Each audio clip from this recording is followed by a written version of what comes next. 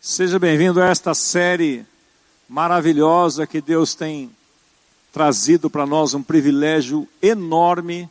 Você que tem participado desta série de estudos da Palavra de Deus, eu tenho certeza absoluta que a sua vida não tem sido a mesma. Porque a nossa proposta aqui, às quartas-feiras, não é uma palavra devocional, uma palavra de encorajamento, mas é uma palavra de transformação. Há momento para tudo. Quarta-feira o momento é este. É o momento de mergulhar você um pouquinho mais profundamente na palavra. O tempo não é longo e não é necessário também ser longo. É importante você procurar anotar sempre, como eu tenho insistido, né? Porque sempre quando você anota, você retém muito mais do que quando você só ouve. Então eu quero fazer uma revisão rápida aqui do que nós falamos, que a semana passada nós demos uma pausa, quando nós assistimos juntos aqui a ministração do pastor Ed Liu, falando sobre uma vida cheia do Espírito Santo, baseado em 2 Coríntios 5, 16, 17, onde diz que aquele que está em Cristo é uma nova criatura, e ele foi muito feliz na aplicação dele, falando sobre como é que funciona uma nova criatura. Mas na quarta retrasada nós falamos desse tema aí, torne-se um estudioso dos milagres. E aí nós nós dividimos em dois esse tema, e nós trabalhamos a questão das dois tipos de tempestades que acontecem na nossa vida. E a pergunta que começamos era: de onde veio a sua tempestade? De onde veio? E depois nós vimos que existem dois tipos de tempestades. Uma enviada pelo diabo, que tem como objetivo nos convidar a usar a revelação que já temos. Deus permite isto, que o diabo nos afronte, que o diabo nos incomode, para você exercer autoridade sobre ele, com base naquilo que você já sabe.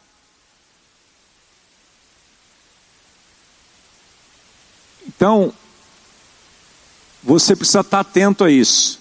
As tempestades que Satanás envia sobre nós, não é para você correr dela, não é para você se assustar com ela, é para você exercer autoridade sobre ela.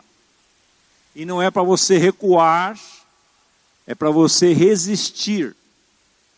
E a palavra de Deus diz: resisti ao diabo e ele fugirá de vós. Você não vai encontrar nunca na Bíblia Deus falando para você fugir do diabo. Esse negócio de dito popular aí, né? Ele foge do diabo, como é que é? Foge da cruz. Como é que é mesmo? A gente foge como o diabo foge da cruz, né? Então, o diabo foge da cruz, não a cruz do diabo e nem o cristão de Satanás. Então, ele nos deu autoridade. Lucas 10, 19 diz que eis que vos deis poder e autoridade para pisar serpentes e escorpiões e toda a força do inimigo, e nada vos fará dano algum. Então, há tempestades, como aconteceu lá no barco, que foi provocada por Satanás, por isso que Jesus repreendeu o vento e acalmou o mar, e tudo se fez calmo e se fez bonança, como diz as escrituras mais antigas. E a outro tipo de tempestade é aquela enviada por Deus, que tem como objetivo nos mostrar que estamos indo na direção errada. Então preste atenção, não confunda as tribulações e as tempestades. Algumas vêm porque você fez uma escolha errada e Deus permite uma circunstância para você parar. Como eu preguei aqui domingo. Porque muitas vezes você está no caminho certo e as coisas dão erradas. Mas se você continua, persevera, elas vão, no final vai se ajustar. Mas tem hora que você está no caminho errado e dá errado. Aí você tem que parar tudo e retroceder mesmo. Como eu dizia aqui domingo, né? Melhor um fim horroroso do que um horror sem fim. Então, e você precisa discernir. E aí o Espírito Santo vai te ajudar. Se a tempestade que você está passando foi enviada por Deus ou por Satanás. E aí, continuando. Deu uma parada aí, não sei porquê. Liguei de novo. Travou ali.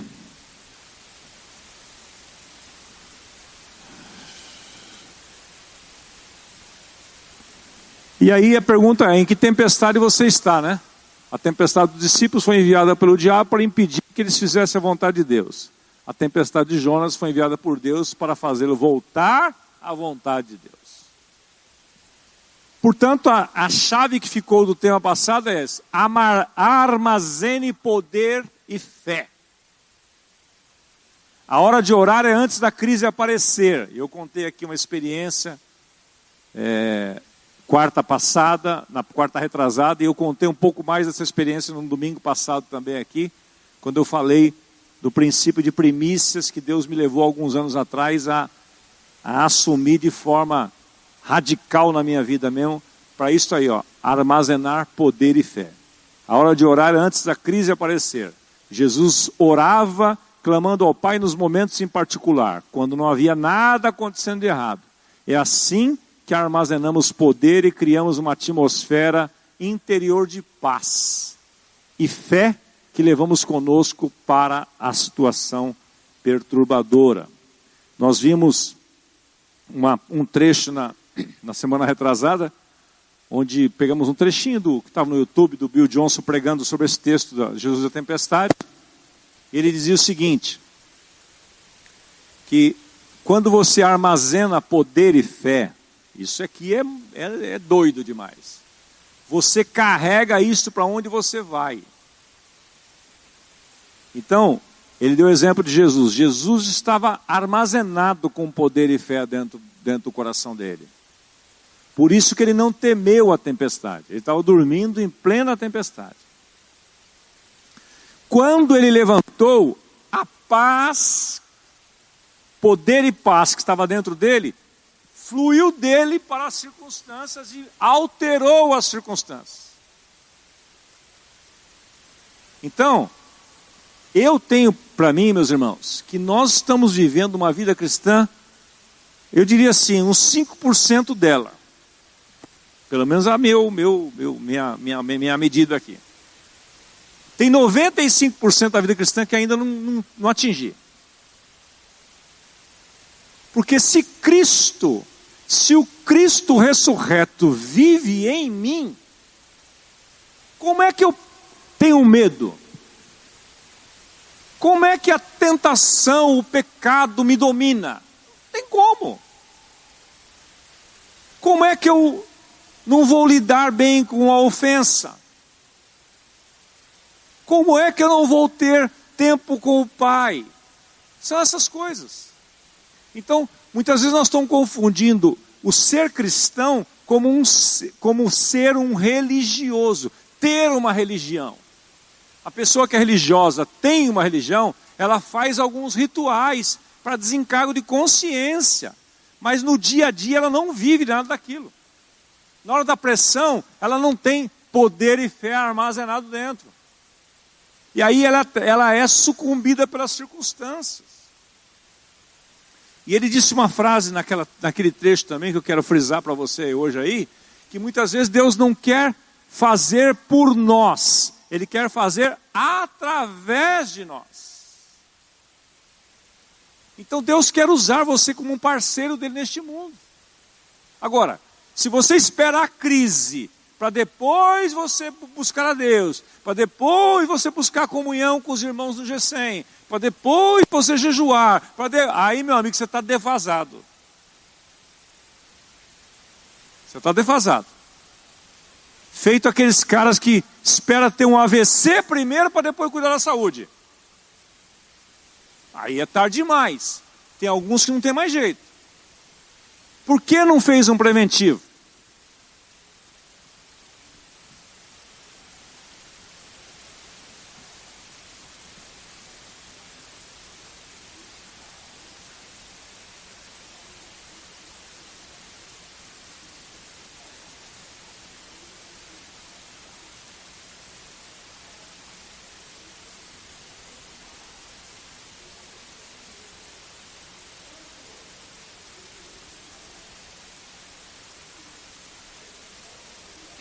Já estava lá. Não saiu na gravação, mas o Hélio está lembrando aqui de um texto do Charles Swindoll falando que Davi, quando ele compôs o Salmo 23, ele estava tudo bem na vida dele. Estava lá num momento O Senhor é meu pastor. Ele estava observando. E aquilo foi um armazenamento para ele. Um armazenamento para ele. Davi, quando chegou diante do gigante, pegando o exemplo de Davi, por que todo mundo temeu ele não?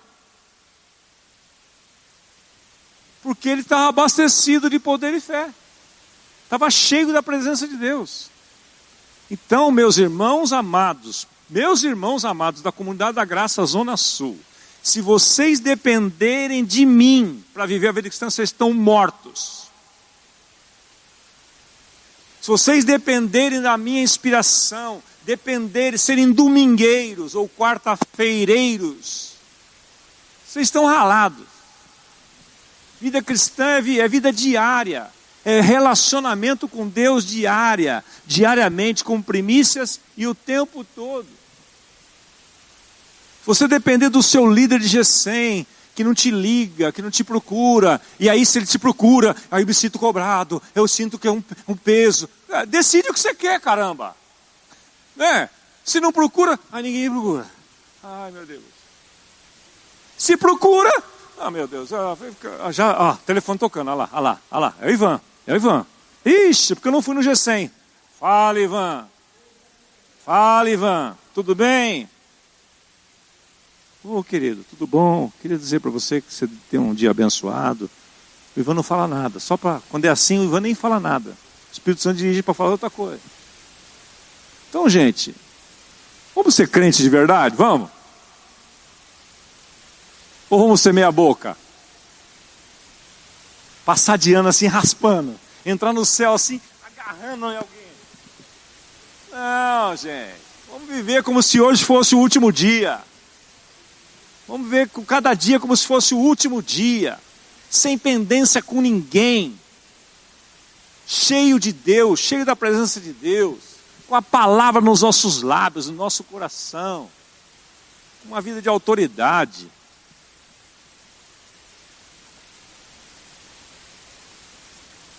Uma hora eu quero explorar isso aqui. Eu estou estudando esse assunto aqui. Eu vou dar 3 palavras para você.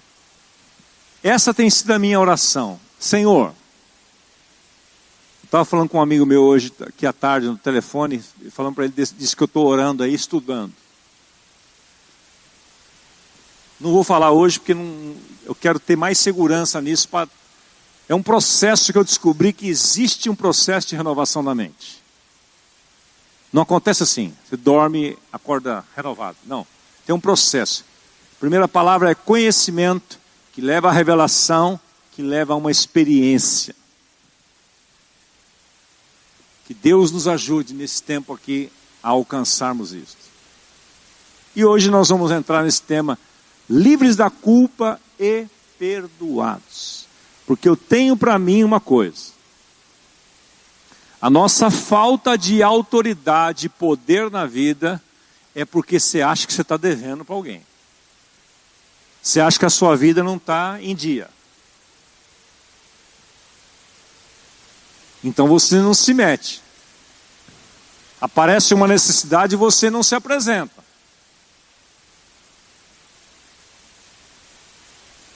Se aparecer uma pessoa possessa, por exemplo, você sai correndo do lugar.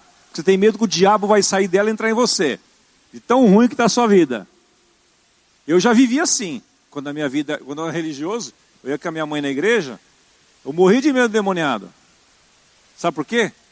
Porque minha mãe falou assim, uma vez, se você não quer saber das coisas, não pergunte. Eu perguntei para ela assim, mãe, se o demônio estiver naquela pessoa, sair dela, ele pode entrar em mim? Ela falou assim, a sua vida está em dia com Deus, filho? Falei, tá não, mãe. Falei, então pode. Ferrou. Aí, pintava endemoniado e eu vazava. Não tinha autoridade. Não tinha autoridade. Então eu tenho para mim o seguinte. Por trás disso, preste muita atenção. Talvez eu dê um resumo para você disso aí, que está na minha cabeça, eu dei agora para você. Talvez você e eu, me incluindo, não temos ainda essa autoridade que a Bíblia diz que nós já temos, porque nós vivemos debaixo de culpa, de acusação do diabo e de condenação.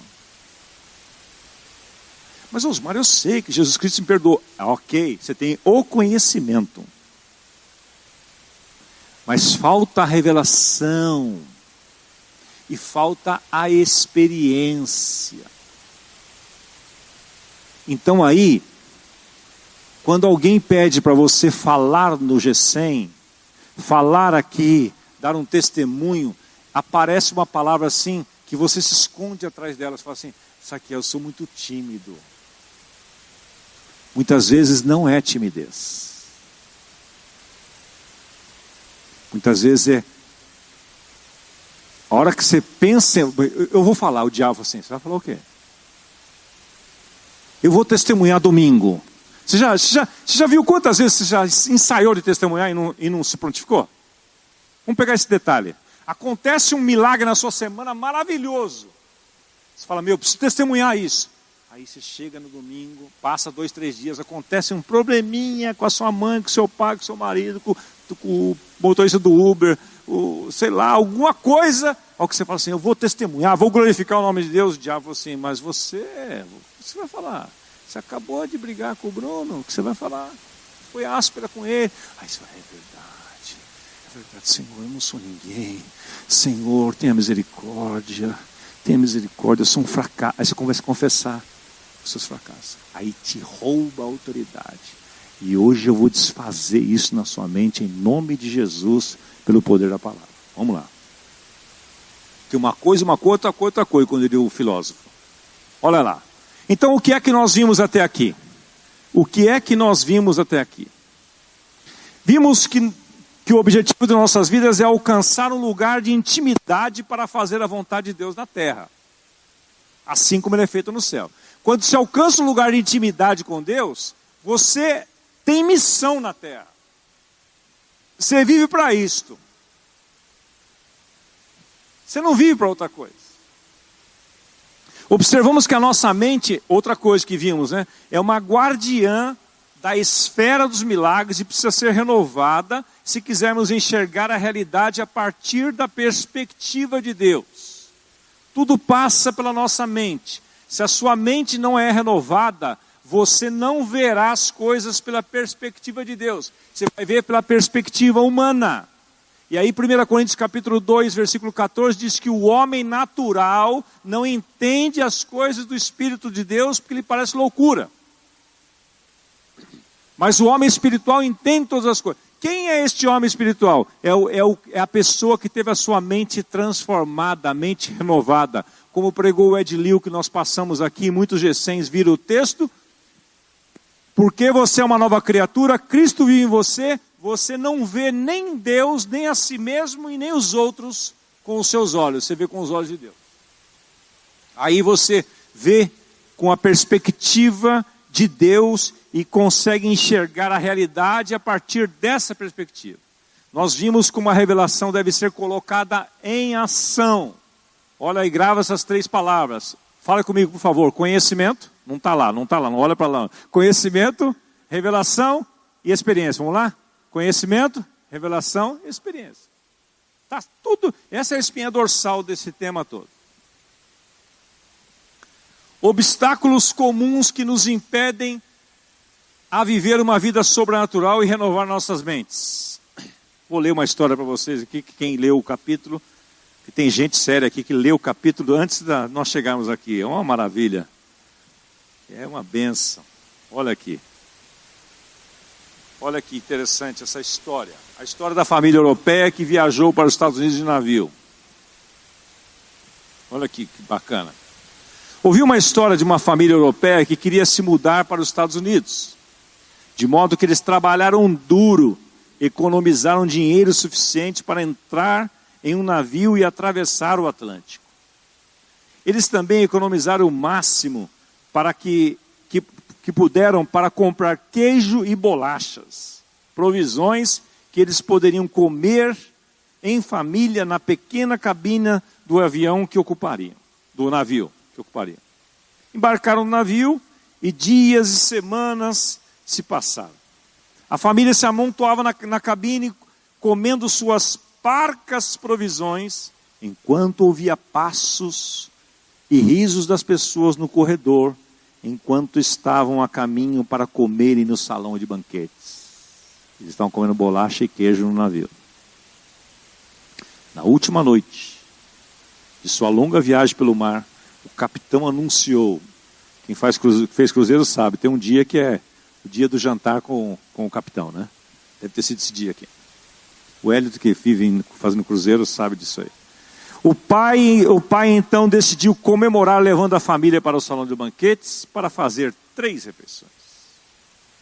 Se aproximou do capitão e perguntou: escuta, quanto que custa a refeição? O capitão olhou para ele surpreso e disse: quer dizer que vocês não têm comido lá? As refeições estavam incluídas no preço da passagem.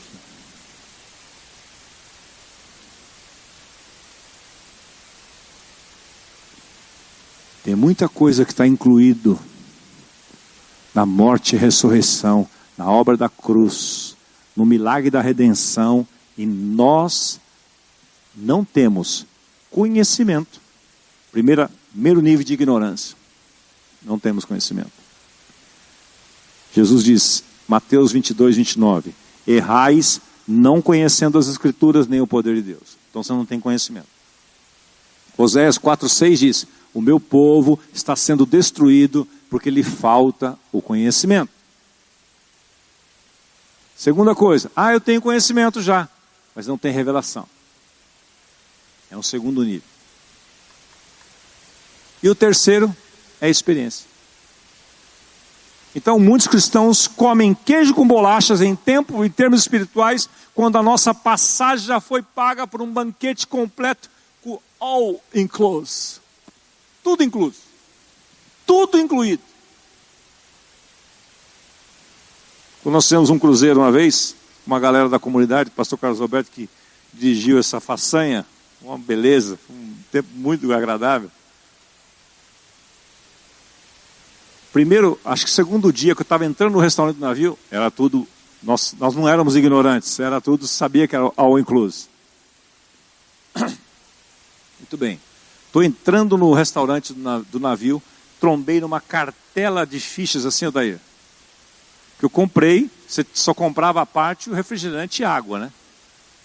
Aquela cartela de fichas era de vinhos. Aí eu fui obrigado, eu não tinha como devolver, não achei, não sabia o dono, fui obrigado a usufruir. Então eu chegava na hora de jantar assim, mas era só à noite, eu falava assim, hoje o vinho é por minha conta. Aí pegava a garrafa de vinho, não dava para nada, né? Dava uma galera dos 20, mas até isso estava, no meu caso estava incluído, mas eu reparti com todo mundo. Então, gente, muitas vezes nós estamos assim, com uma herança maravilhosa, um testamento fantástico, escrito aqui. Hoje a ministra estava me mostrando um vídeo, quando eu estava vindo para cá, de um missionário,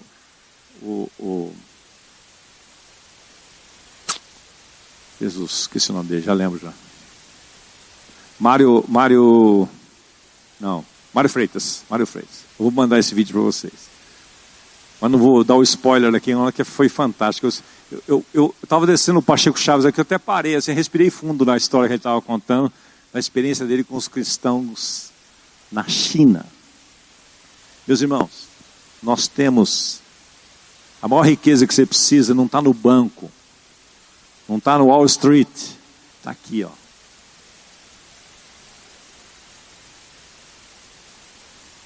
Falta conhecimento, aí você não tem revelação e não experimenta.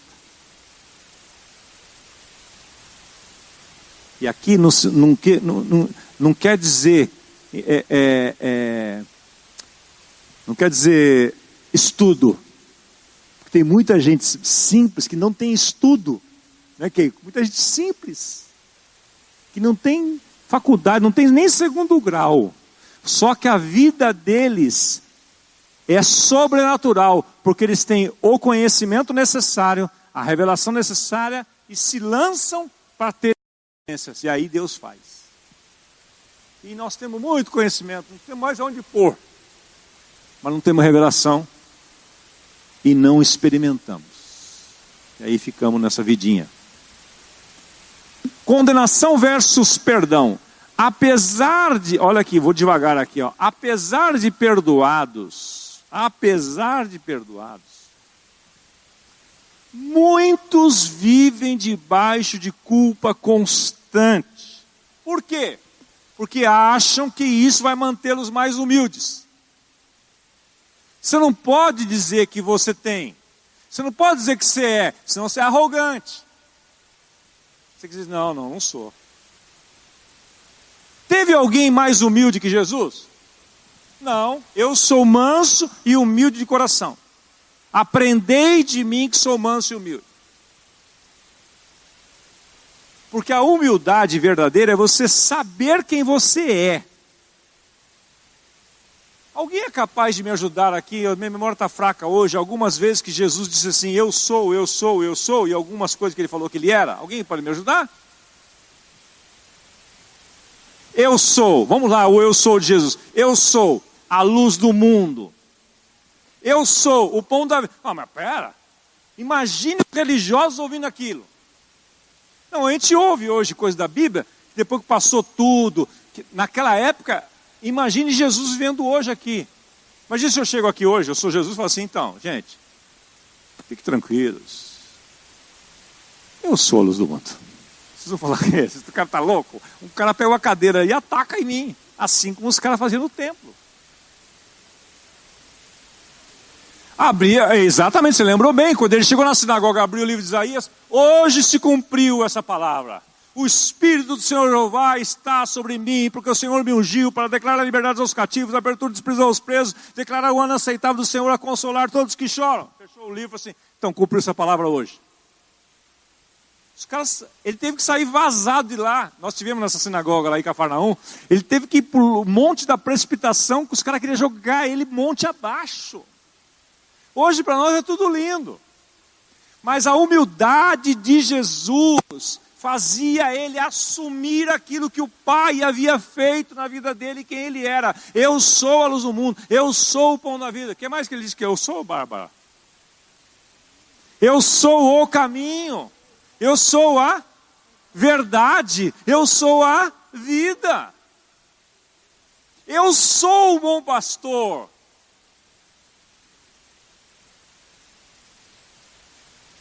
Apesar de perdoados, muitos vivem debaixo de culpa constante porque acham que isso irá mantê-los mais humildes. Vamos ler juntos essa frase em negrito lá, por favor? Viver sob a condenação de ontem não nos torna mais humildes. Errou ontem. Reconheça o erro, toma... Eu vou falar uma heresia para você aqui. Você vai ter que procurar na Bíblia para achar que eu estou certo ou errado agora. Eu gosto de provocar assim. Você sabia que no Novo Testamento não tem nenhum versículo que diz assim, peça perdão a Deus. Peça perdão a Deus. Porque no Novo Testamento, a partir do momento que Jesus morreu e ressuscitou, todos os seus pecados estão perdoados. Então, como é que você pede uma coisa que já é sua? É muita incredulidade, não é não? Então como é que faz quando eu erro? Você se apropria do perdão. Porque você já foi perdoado. Você confessa, Senhor, eu errei. Senhor, o Senhor me perdoa? Ele fala, pera um pouquinho, eu já te perdoei. Colossenses 3,12, revesti-vos, pois, como eleitos de Deus, de entranhas de misericórdia, bondade e mansidão, perdoando-vos uns aos outros, assim como Deus em Cristo vos perdoou. Jesus não vai te perdoar mais, Ele já te perdoou. A falta de conhecimento, a falta de revelação não deixa você ter uma experiência. Então você fica atado ao seu passado. Então você quer viver sob a condenação de ontem, achando que não, eu não sou tão bom assim, porque ontem, esse ontem pode ser 3 anos atrás. Eu tenho uma mancha na minha vida. Tem que falar assim, eu tenho uma mancha na minha vida. Isso não vai sair de mim. Eu nunca vou ter autoridade. Espera aí. Como assim? Você está pisando o sangue de Cristo, da aliança.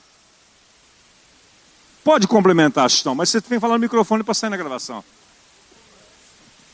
Confessa e abandona. Reconhece, confessa e abandona. É simples. É o regrinha do Vida Vitoriosa.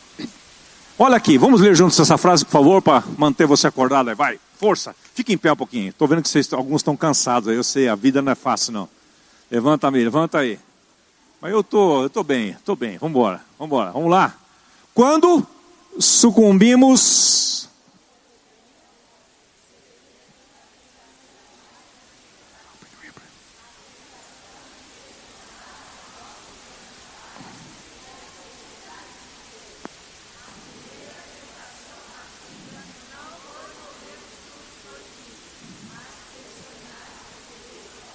Converse um pouquinho com a pessoa do seu lado. Pergunta para você entendeu o que está na frase. Vamos ler de novo. Você entendeu? Porque é simples, mas é profundo. Vamos lá. Lê de novo lá. Ó. Quando sucumbimos à culpa e à vergonha, cedemos à tentação mais antiga da Bíblia. Qual que é a tentação mais antiga da Bíblia? A tentação de questionar a nossa identidade. Quem eu sou e a identidade de Deus. Tudo é uma questão de questionamento. De quem eu sou e de quem Deus é. A primeira tentação da Bíblia não foi comer do fruto proibido, mas questionar o que Deus falara. Comente um pouquinho com a pessoa do seu lado. Em pé aí, para você manter acordado. Em pé. Firme aí, não senta não. Comenta um pouquinho aí. O que você entendeu disso? Você concorda com isso?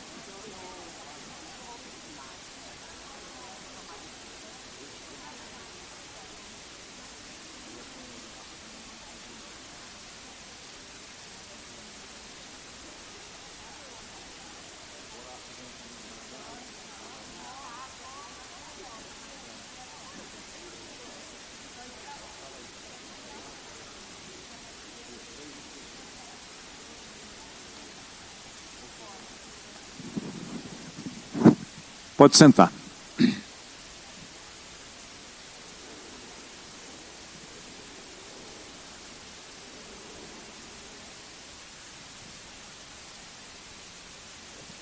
Se Deus falou, precisamos acreditar, gente.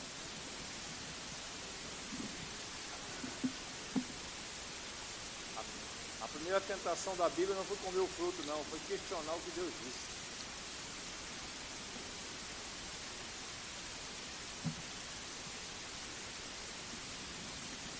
Olha essa frase agora, ó. Essa aí é de matar. Crise de questionamento. Provavelmente 95% ou mais, tem um errinho ali, de todo o aconselhamento que as igrejas realizam é simplesmente para ajudar as pessoas a quê? Leia lá por mim. Pararem de questionar o que Deus disse e pararem de questionar quem nós somos. Você vai aconselhar alguém no G100 lá, por trás do problema, seja ele qual for, está isso aí. Ou a pessoa não sabe o que Deus disse, aí é ignorância por falta de conhecimento, ou quem ela é em Cristo.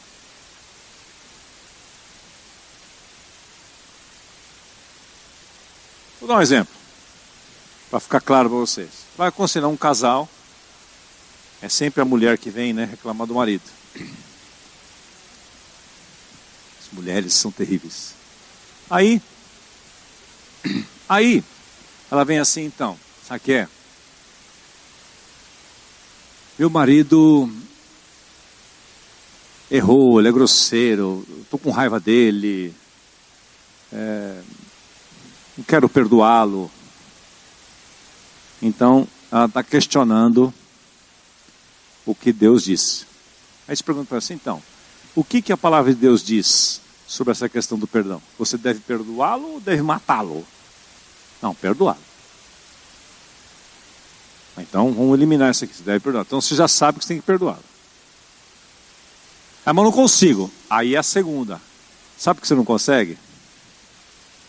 Porque você não sabe, não tem conhecimento, ou se tem conhecimento, não tem revelação ainda, e não tem experiência de quem você é em Cristo. Porque quando você tem conhecimento do que Deus ordenou, e de quem você é em Cristo, não haverá impossíveis para você, nem perdoar o seu ofensor. Você vai perdoar, você vai amar, você vai andar a segunda milha. Então, a maioria, 95% dos aconselhamentos estão parados aí enroscam aí. Você foi comprado. Vamos ler junto a primeira frase ali, por favor, que ela é curta, mas ela é poderosa. Deus nunca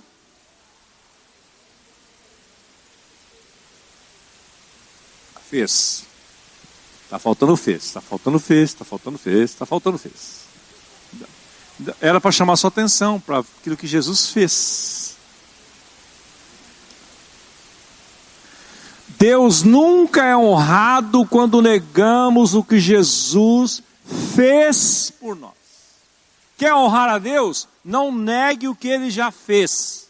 Tome posse daquilo que Ele já fez. Se aproprie daquilo que já fez. Confesse aquilo que Ele já fez. Propague aquilo que Ele já fez. Use aquilo que Ele já fez. Quando você se arrepende de verdade e é perdoado, você se torna um parceiro do Senhor no tratamento da situação. Aí Deus vai te usar para mudar aquela situação. Ah, então Deus faz tudo? Não, Ele faz tudo que nem Ele fez com Moisés lá. Moisés, eu vou livrar o meu povo. Moisés falou, que legal. Como é que você vai fazer? Então, levanta, Moisés, não mandei se sentar, eu vou fazer através de você. Então, você está com um problema, você criou um problema, e agora esse problema virou um gigante sobre você, um problemão na sua casa, na sua vida. Então, a partir do momento que você se arrepende de verdade e é perdoado, Deus vai usar você como um parceiro dele no tratamento daquela situação. Você faz tudo o que é possível para reparar o erro, mas não existe culpa ou vergonha. Você consegue entender isso? Você se arrependeu, fez uma burrada gigante. Como é que faz para reparar isso? Se você se arrependeu de fato, agora você tem capacidade dada por Deus para lidar com aquela situação, sem culpa ou vergonha, porque você está perdoado por Deus. Talvez a pessoa não te perdoou ainda, Mas você está perdoado. Vou dar um exemplo aqui. Eu devo para o Valdir. Me arrependi. Fiz caca, não deveria ter feito isso. Eu me arrependo. Senhor, eu confesso meu erro, me arrependo. Em nome de Jesus, me aproprio do perdão. Isso é suficiente? Em relação a Deus é. Mas eu tenho uma situação ali, ó. Aí então eu tenho cara. Eu tenho autoridade. A minha postura muda. Meu peito enche. Eu não preciso ir lá para o Valdir e falar assim, então, Valdir, Valdir, é o seguinte, cara. Eu estou arrependido daquela situação que eu cometi, aquele erro que eu fiz, e eu quero acertar contigo. Como é que a gente pode fazer isso? A postura muda. Agora, adianta eu ficar fugindo do problema? Eu tenho que confessar a Deus, me apropriar do perdão de Deus. A partir do momento que eu me apropriei do perdão, a culpa e a vergonha removida. Por que eu não procurei o Valdir ontem? Porque eu estava cheio de culpa e vergonha. Agora acertei com Deus. Estou perdoado. Se eu estou perdoado, não tem culpa, não tem vergonha. Aí então eu vou lá e me torno um parceiro de Deus para resolver aquilo. Abra lá comigo Romanos capítulo 6, versículo de 1 a 11. Olha lá que tremendo esse texto, dentro desse contexto.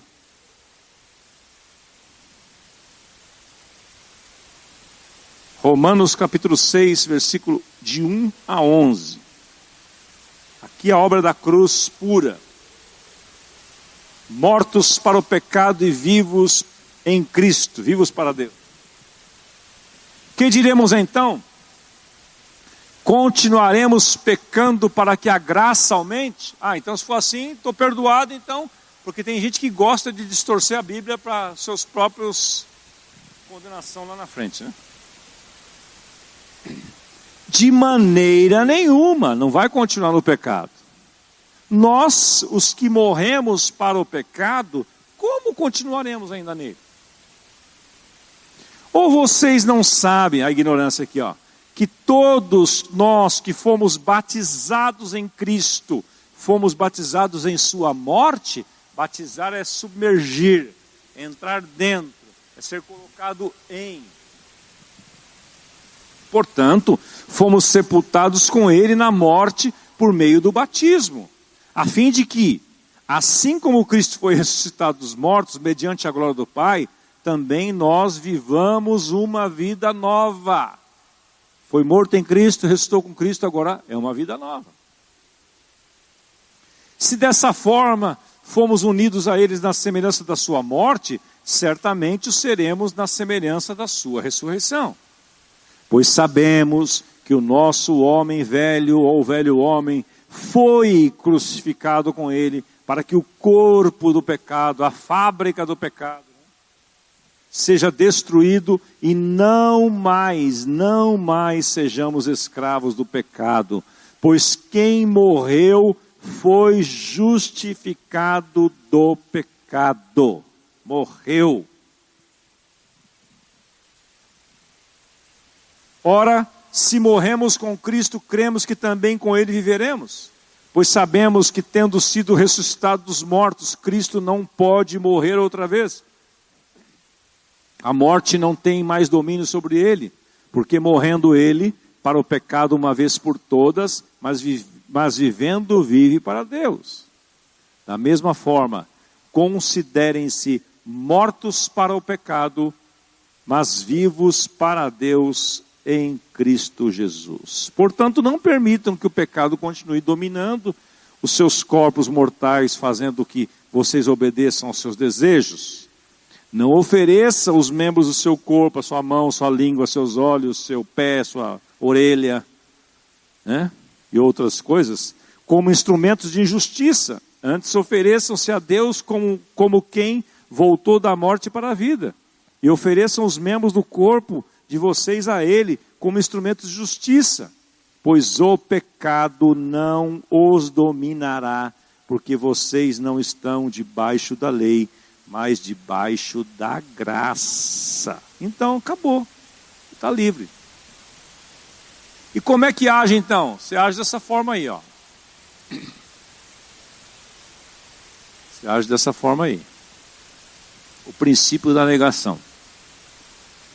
O princípio para você viver sempre encorajado é viver em negação contra as astutas ciladas e dardos do diabo. Tiago 4, 6 a 10. Vou dar um segredinho para você que eu aprendi uns anos atrás, que me ajudou muito no início da minha conversão a me posicionar. E é cheio de pipoca. De onde é, gente? Jesus, tenha misericórdia. Olha aqui. Como é que você faz então daqui por diante? Já tenho conhecimento, beleza. E agora? Vem as astutas ciladas do diabo, vem as mentiras dele, vem as sugestões dele na sua mente, vem as conversas fiadas. Às vezes não é ele falando, às vezes é alguém, tem uns emissários dele que vem falar também para você. Tem bastante, né, Bárbara? Agora, como é que você faz? Olha aqui. Tiago 4, 6. Mas ele vos concede maior graça. Por isso diz as Escrituras, Deus se opõe aos orgulhosos, mas concede graça aos humildes. Portanto, submetam-se a Deus, resistam ao diabo e ele fugirá de vocês. Não é para você ter medo do diabo, é para você resistir. Aproxime-se de Deus e ele se aproximará de vós. Pecadores, limpe as mãos. E vocês que têm a mente dividida, purifiquem o coração. Entristeçam-se, lamentem e chorem. Troque o riso por lamento e a alegria por tristeza. Humilhem-se diante do Senhor e Ele os exaltará. Então vamos aqui. Resisti ao diabo e ele fugirá de vós. É o princípio da negação. O que é o princípio da negação? É você resistir. O que é resistir? É você contradizer. Você pode repetir isso, por favor? Resistir é contradizer. Tudo que o diabo disser, você contradiga o que ele está dizendo. Vou dar um exemplo. Ele fala assim, você está no ponto, você não precisa nem orar mais. Você não precisa nem orar, nem perca tempo com isso. Você merece, vai deitar no sofá, assistir um filme, não vai orar não. Eles falam, não, Satanás, está repreendido. Eu sou dependente de Deus. Oração para mim, Satanás, não é um peso, é um relacionamento. Aí ele faz como fez com Jesus, ele muda a estratégia. Sabe o que é? Do jeito que a sua vida está ruim, você tem que orar muito, de joelho no milho. Quem sabe Deus vai te ouvir. Aí você fala para você, não, Satanás, eu sou herdeiro, eu sou filho, eu já fui perdoado, está tudo à minha disposição. Eu sou amado do meu Pai.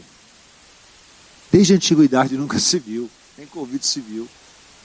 Um Deus além do meu Deus que trabalha. Deus está trabalhando para mim, eu estou esperando nele. Então, você tem que sacar isto. De onde vem a voz? Assim como você tem que sacar de onde vem a tempestade, você tem que sacar de onde vem a voz e a sugestão, para você poder usar o princípio da negação. E acabou.